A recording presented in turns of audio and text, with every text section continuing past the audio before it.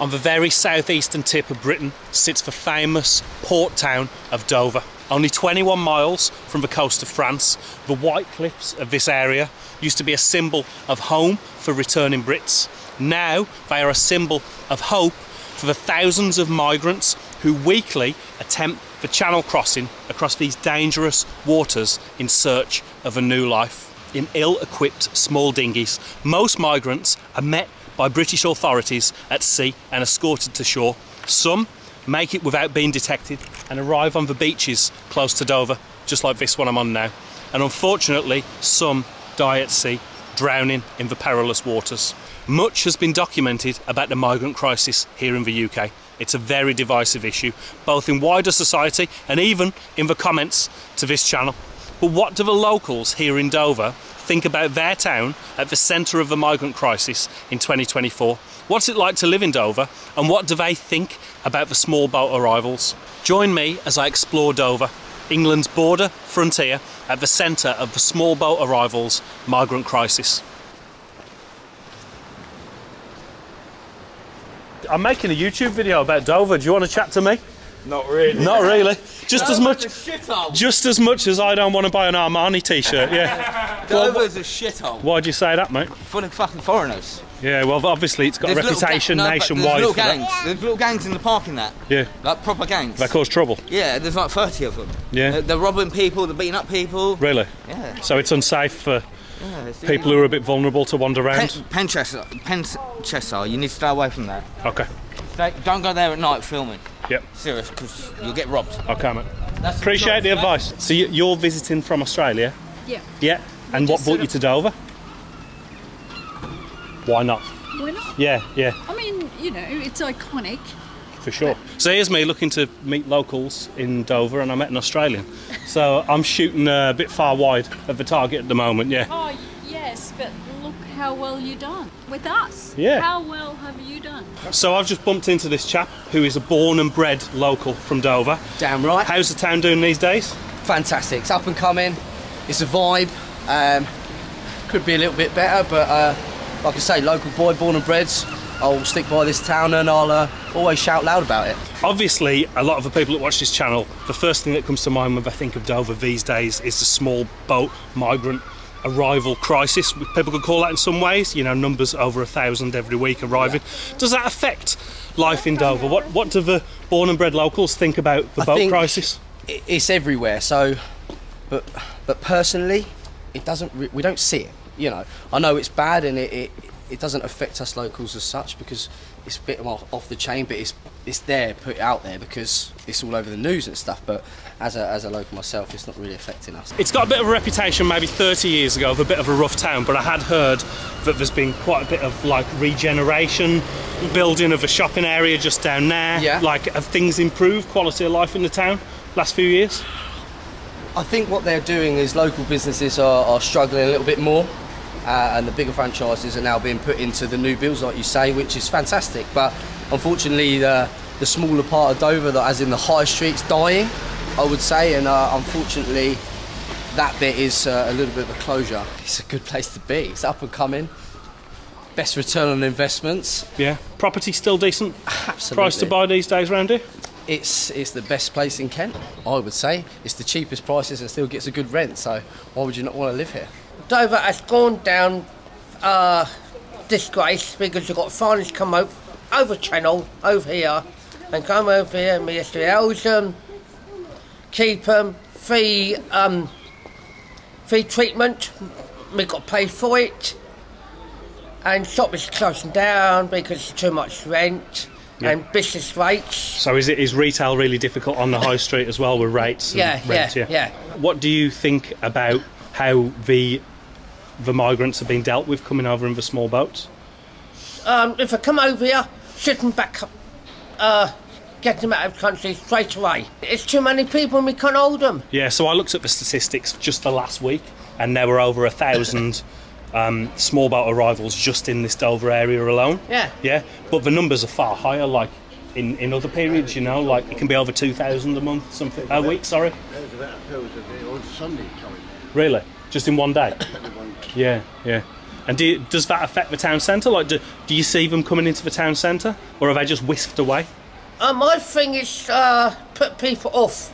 What do you think about, I know the government that might be on its way out, but they had this plan to send everyone to Rwanda, or at least put that as a deterrent for people coming over the channel. What do you think about that policy? I think won't change. I can't get bloody place. Why? Because you let those foreigners come over here, have our houses. England will give you money, may give you house, fresh clothes, and recovery fee treatment, everything. Yeah. But and dollars pay. I said, you come over England will look after you, 100%. So you think that people coming over because they think that they're going to get handed out so much? Yeah, handouts. Dover's a bit quiet, as in for like business and trade and that. A lot of people come through when it's sunny. They go down the beach and enjoy themselves down the beach. Quite a few foreigners come off the big boats and that. Locals walk past, they say hi, and everyone's quite happy. Yeah. We need more people spending to keep the economy going. How about in terms of like crime and safety and things like that? We've seen people run past being chased by the police. We've held someone down there when he swung at a lady. He was obviously either mentally unstable or something like that, or under the influence of drugs, alcohol, we don't know. Yeah. Yeah, there's always a police vehicle, so that needs sorting out, and there's always a few drunks over in the square, which is not good for tourism or anyone or families walking past. Yeah. I'd say eradicate that, get it sorted out, get them indoors, get them dried out or whatever. Okay, Make the place nice and happy for everyone and for their families. Yeah. And old people, like myself. It's a funny old place, Dover. It's not what I expected. I was told from people I know that have passed through Dover, sometimes stayed the night before a channel crossing, that it was a rough town, but maybe that's how it was 20 or 30 years ago. A lot of the people I've met have been quite positive, but it's a mix really. Like, there's some beautiful architecture, there's, you know, the castle up there, the beautiful white cliffs. It's a mixed bag, Dover, and I'm still trying to work it out. So what's Dover like these days, 2024? Dover's really nice, actually. It's changing. They're fixing up the town really good, actually. Yeah, a bit of investment, bit of regeneration. It's got a reputation of being a little bit of a rough place, like 30 years ago or so. Yes, even 15 years ago. Yeah. It's really changed. It's for the best. So a lot of my viewers, when they think of Dover these days, they probably think of like the small boat arrivals crisis and things like that. Yeah. You work on the ships. Like, does that affect life coming and going across the English Channel? Unfortunately, the immigrants, you know, they're trying to fight for survival, and they lose their lives. Some of them lose their lives on the channel there. So you were living in London now, yeah, and you've recently moved here to Dover. Here for now 4 weeks. Okay, yeah. So you've been here 4 weeks. Yeah. How's Dover been in the 4 weeks you've been here? Very nice, peaceful people. Seems so. Yeah, but Londoners are not fucking bastard, you know. When you talk on the phone, they take the phone and run away. Yeah, it's a crazy place, yeah. But here I have a lot of the refugees. They're living under the tree, eating the... But, are they really? But they are not this country people. No. They come on the boats and... Boats, different nation, different. Okay, but I am also same coming boatman. I am coming from Sri Lanka. From Sri Lanka? Yeah. I would love to go to Sri Lanka one day. Yeah, very nice country, peaceful, very peaceful Buddhist country. How long ago? Like, how old were you when you arrived? How many years ago? Maybe I've been now here 30 years. Been this country 30 years. Yeah. Before I working from the council. In London? London, Lambeth Council. Lambeth, yeah. After retired. Yeah. So you come for the peaceful life here in Dover? Yeah. Very nice. Very nice. My friend, thank you so much for talking to me. Thank you very much. God bless you. Hallelujah. So why did you come to Dover? No, I didn't choose to come to Dover. They bring me here. Who brought you here? The authorities? Yeah, the authorities. Okay. Yeah. So what country are you originally from? South Sudan. South Sudan? Yes. Yeah. And what type of journey did you take to get here? Through France. Yeah. Through France. Yeah. So did you come over from Calais to Dover? Yeah. And how did you cross? Through it's called Dinghy. Yeah. You came on a dinghy? Yeah. Oh, my friend. Yeah. Was it dangerous? Was it scary? Yeah, it's scary. Yeah. Dangerous. Yeah. How long does the crossing take? It's about 21 miles, but how long does it take? The distance? No, the time. The time, yeah, about 4-5 hours. Yeah. Yeah, 3 hours. And did you land close to Dover? No, you don't land. The government, you meet the authorities and then they bring you here. They intercept you and bring you to shore? Yeah, absolutely. Yeah, and how have the local people in Dover treated you as a migrant? No, we don't see any different here. They treat us like even like all the people, you know. Okay. Yeah. I have a question that I've been really wishing to ask a migrant in your position. So, like, you pass through countries like Germany and France, yeah? And why did you want to come all the way to England? The folks next door have been going at it like wild dogs at night, but they ain't been keeping old Wendell up. Are you sick of losing out on sleep when you stay in hotels, when you travel, or even just during naps? If so, look no further than Manta Sleep, the world's best sleep masks provider. They work to improve and optimise sleep so you have the energy to live your best life. Look, you can't be at your best when you're hanging and knackered, but I understand it's hard to catch 40 winks because life is full of distractions. Manta Sleep kindly provided me with the Manta Sleep Mask Sound, the most comfortable Bluetooth sleep mask in existence. Yes, you heard me right, a Bluetooth sleep mask. Look, it's got razor thin Bluetooth headphones built in so that you can drift away listening to soothing whale noises. I love whale noises. Manta sleep masks are easily adjustable. They use super premium quality materials and they've got a top quality finish. You can adjust the earphones like that. You can adjust the cups for your eyes to whatever weird shape your bonce is. In my Manta sleep mask sound, I'm away with the fairies. Use the link in the description and pin comment and use code Wendell for 10% off your purchases. So, like, you pass through countries like Germany and France, yeah? And why did you want to come all the way to England? It's a genuine question, like, what is attractive about England?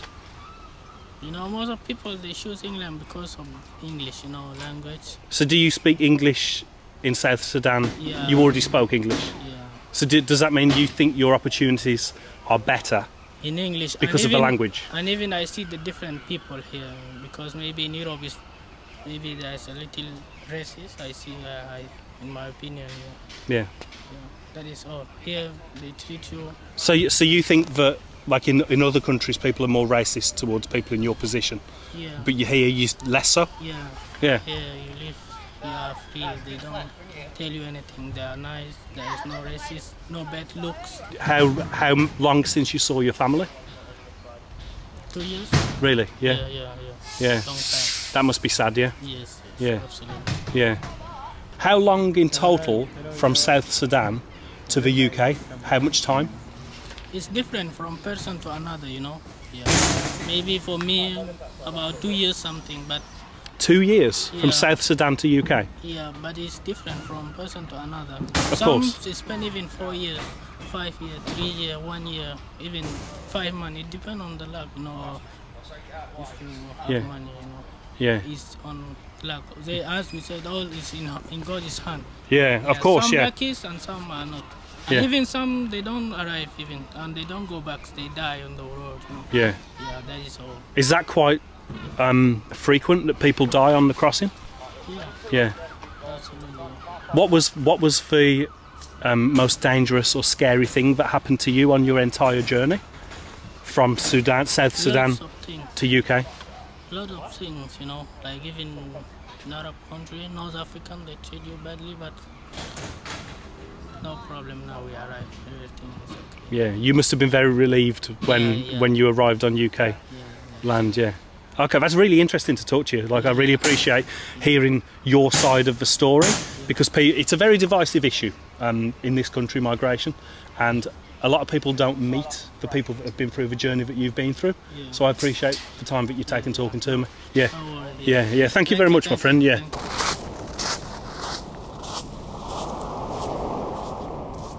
It's hard for me to imagine on such a calm day in the port of Dover here, when the water is still like a mill pond, what the small boat arrivals, the migrants, what they must have been through on their journey to get here, not just across the English Channel, but from their original destination. This is very much the promised land which they must have dreamt of at the start of their journey.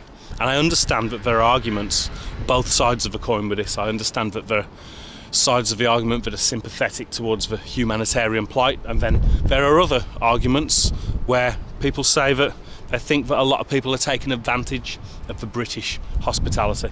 It's an incredibly complicated issue. But what I've found here in Dover itself is that it's not quite what I expected.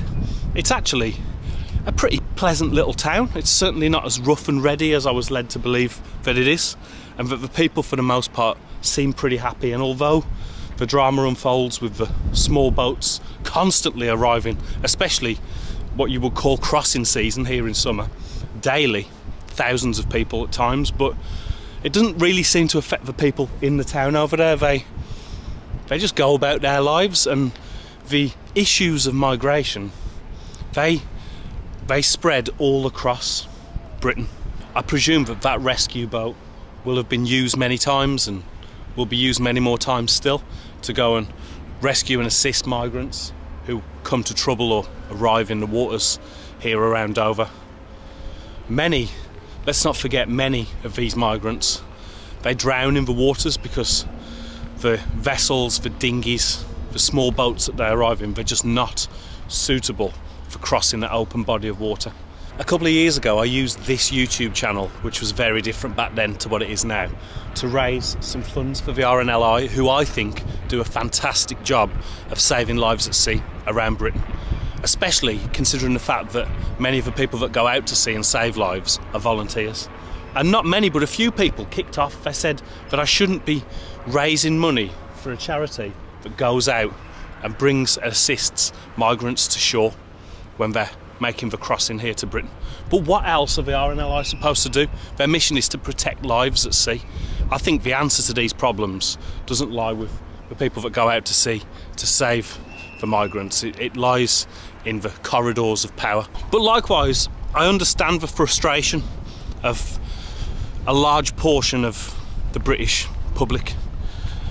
The quality of life in this country seems to be going downhill for those that aren't rich, aren't wealthy, and a lot of fingers can understandably be pointed at a huge influx of migration when there aren't even enough services for people that are born and bred in this country. So I understand both sides of the argument, folks. Obviously, everybody that watches this will have an opinion, and I'd love you to write in the comments below what you think about all this. Everyone's entitled to their opinion. What do you think should be done? What do you think are the solutions? Which side of the fence do you sit on, and what are your recommendations going forward? So what's life like in Dover in 2024? It's gone downhill a lot. Since I was a kid, there's just nothing, no shops, nothing for anyone to do in the town. And I mean, years ago there was shops, you could go anywhere, you didn't have to go out of town for anything, but now you have to. So yeah, so the high street retail suffered big stuff. Retail has gone down. I think a lot of it happened since we've been in lockdown, where everyone done everything online. I mean, banks are closing, and I mean, my bank's closed. I've been with since I left school, and that's closed. So you know, and old people think, well, what am I going to do? How am I going to, you know, do I transfer money to another bank and then that closes? It's going to be like that now. How about safety? Like wandering the streets, going to the what shops are left? How do you feel about that? During the day you're all right, but I wouldn't come out at night. Wouldn't come out at night because you don't know what's going to happen. You don't know who's about. Yeah. Once I'd go home, I see it, shut the door. Yeah. I don't venture out. But years ago, we never thought anything of it. Yeah, and you're born and bred in Dover. Oh God, yeah. Yeah. So a lot of people that watch my channel, when they think of Dover, like around the country, people think of like the small boat arrivals crisis with the migrants. That's bad, How does that affect locals here in Dover? Well, we don't like it much. You know, as I say, when they first started coming out, they was allowed in the town. You just didn't feel comfortable, if you know what I mean. You know, and even now you sort of look at people and you think, well, have they just landed or something like that? You just don't know. Yeah. You know. Have you noticed the numbers of migrants around the town grow over the years? Not so much in the town, not now, because obviously they're taken to all these centres. Yeah. But you meet the odd couple that I suppose that do escape, and you know, you just look at them a little bit and you think, There oh, are some sleeping rough in shop doorways as Yeah. Oh, well. yeah. We You get just a lot don't- of that. you just don't know who to trust. But I mean, the only thing that seems to survive in Dover are nail bars and kebab shops and men's hairdressers. Yeah. And there are a lot of foreign shops that have all opened up in the town, which doesn't interest Well, me. there are all foreign people that are working in them, aren't Yeah. they?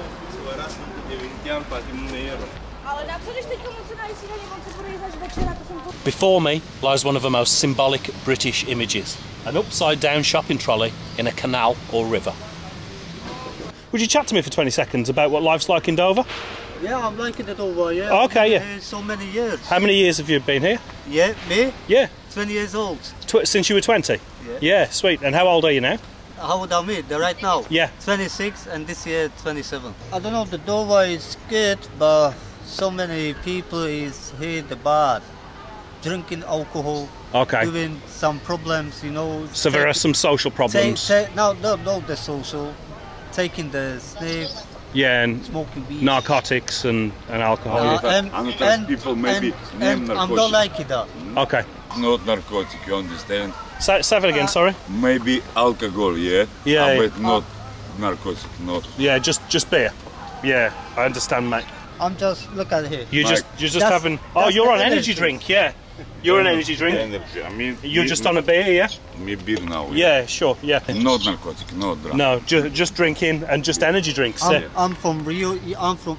This my guys. Yeah. He's from Russia. He's from Russia, yeah. Yeah. I'm European guys. I'm from Slovakia. You're from Slovakia. Yeah. Yeah. So From England, Slovakia, the game the other day.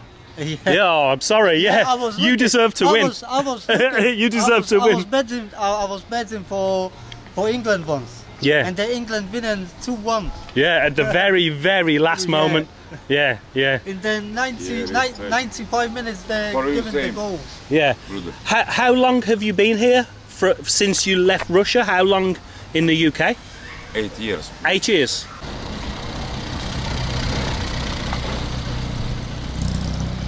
There's another wonderful British image of Reliant Robin going down a high street.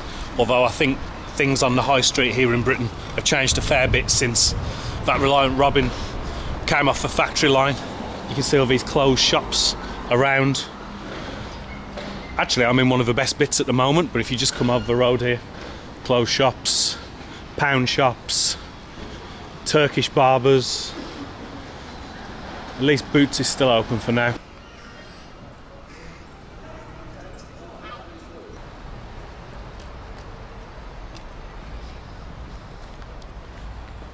Dover's oldest inn isn't faring too well.